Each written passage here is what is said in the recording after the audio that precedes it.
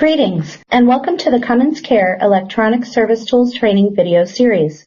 In this video, we will be going over how to repair and revalidate licenses.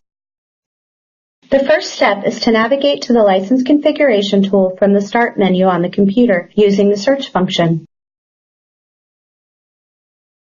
Repairing a license will happen automatically when License Configuration tool detects a condition that requires the license to be repaired with the server.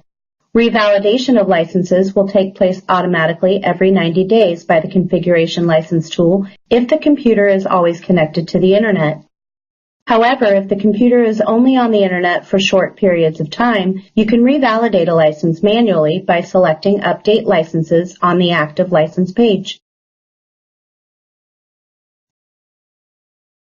You will want to update your licenses after making any changes to it, such as repairing, revalidating, or extending it. Licenses will be updated every time the License Configuration tool connects to the server and sees changes to your active licenses. For example, if you renew a license and extend the license for another year, the next time License Configuration tool checks, it will update your local license to reflect the new expiration date. If for any reason an update doesn't begin automatically, you may perform an update manually by selecting Update License on the Active License Counts page.